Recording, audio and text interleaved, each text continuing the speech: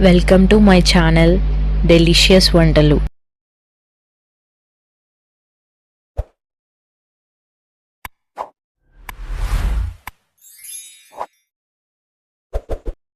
నల్లేడు పచ్చడి ఎలా చేయాలో ఈ వీడియోలో పూర్తిగా చూద్దాము. ముందుగా లేత కాడల్ని తీసుకోవాలన్నమాట. వాటికి సైడ్కి పొట్టు పీస్ అనేది తీసి చిన్న చిన్న ముక్కలుగా కోసి ఇలా వాటర్లో వేసుకోవాలి. తర్వాత చింతపండు కూడా కొంచెం నానబెట్టుకోవాలి. ఈ నల్లేడు మనకి ఎముకలకి త్వరగా అతుక్కునేందుకు సహాయపడతాయి. ఎముక విరిగినప్పుడు కొత్త ఎముక కణాలు నిర్మాణానికి ప్రోత్సహించడానికి ఇవి సహాయపడతాయి అన్నమాట. కాల్షియం నిల్వ చేయడానికి, ఇంకా వాపు మరియు నొప్పి తగ్గించడంలో సహాయపడుతుంది. ఇది కీళ్ళ ఆరోగ్యానికి మద్దతుగా మంచిగా పనిచేస్తుంది అన్నమాట. మనకి బలహీనంగా ఉన్నప్పుడు కూడా ఇది ఉపయోగిస్తారనమాట. ఇది పచ్చడి మనం ముక్కలు కోసుకొని ఆ ముక్కలు కడుక్కొని పక్కకు పెట్టాలి. తర్వాత చింతపండు కూడా మనం నానబెట్టుకొని మనకి ఎంతైతే కావాలో అంత మోతాదులో కొంచెం పిడికడంతా చింతపండు తీసుకొని నానబెట్టుకోవాలి. ఇక్కడ నేను నల్లేరు ఒక 10 కొమ్మలు తీసుకున్నాను లేతవి. ఇప్పుడు గ్యాస్ మీద బాండి పెట్టుకొని ఎండుమిర్చి వేయించుకోవాలన్నమాట, లైట్గా ఆయిల్ వేసి. లేదు అంటే నేను ఆయిల్ లెస్ చేస్తున్నాను. ఎండుమిర్చి వేసి ఇలా వేయించుకున్న తర్వాత అవి తీసేసిన తర్వాత కొద్దిసేపు ఆగి నల్లేరు కూడా వేసి వేయించుకోవాలి. కొంచెం డార్క్ కలర్లో రావాలి ఈ మిర్చి. మీకు ఎంత మంట కావాలో అంత వేసుకోండి. బాగా కారం తినేవాళ్ళు కొన్ని మిర్చి ఎక్కువ వేసుకోవచ్చు. ఇది వేగాక మిక్సీ గిన్నెలో ఇలా వేసేసుకోవాలి. ఈ మిశ్రమాన్ని మనం మిక్సీ జార్లో వేసుకుందాం. ఇదే విధంగా నల్లేరు ముక్కలు కూడా మంచిగా మగ్గేదాకా వేయించుకోవాలి.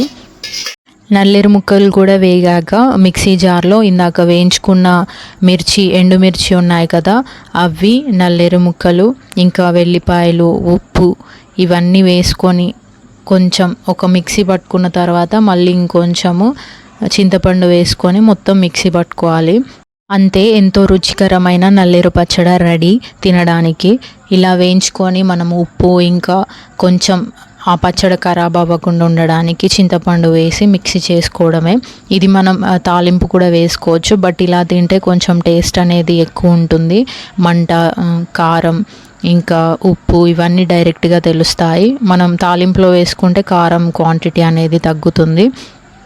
ఈ విధంగా నల్లేరు పచ్చడి అనేది చేసుకోవాలి. వెల్లిపాయలు కూడా ఘాటు కావాలి అన్నోళ్ళు, వెల్లిపాయలు ఇష్టంగా తినేవాళ్ళు ఎక్కువ వేసుకోవచ్చు. మనకు తగ్గట్టు ఇందులో క్వాంటిటీస్ ఎక్కువ వేసుకోవచ్చు.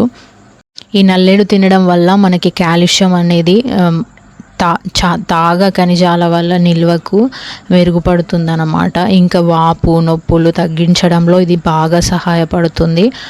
అలా అని మనం కాలు విరిగినప్పుడు అదే అతుక్కుంటుంది కదా అని ఇది తినుకుంటూ కూర్చోవద్దు. ఫస్ట్ డాక్టర్ దగ్గర వెళ్ళి ట్రీట్మెంట్ చేసుకున్నాక ఇది నొప్పికి ఉపశమనం, అంటే కొన్ని చిన్న చిన్నవి కట్టింగ్స్ ఉంటాయిగా, అవి తిరిగి అతుక్కోవడానికి బలంగా బోన్స్ బలంగా ఉండడానికి నల్లేరు అనేది చాలా ఉపయోగపడుతుంది. ఎప్పుడైనా మనకి బాడీలో కాల్షియం తక్కువ అయితే నల్లేరు పచ్చడి లేదంటే నల్లేరు చేసుకొని తినండి. ఇది మీరు జాగ్రత్తగా తీసుకోవాలి. వాటి యొక్క పీస్ ఇది ఒక్కొక్కసారి చీదర పుడుతుంది వాళ్ళంతా. ఇవి ముట్టుకున్న తర్వాత చేతులు శుభ్రంగా కడుక్కొని మన బాడీని టచ్ చేసుకోవాలి, ఎందుకంటే ఇది దురద పెడుతుంది. కొంచెం జాగ్రత్తగా తీసి వండుకోవాలన్నమాట. కొంచెం పెద్దవాళ్ళు వండుకుంటే మంచిది. చిన్నపిల్లలతోటి ఇది దూరంగా పెట్టుకొని పచ్చడి చేసేటప్పుడు చిన్నపిల్లల్ని దగ్గర రానివ్వకండి.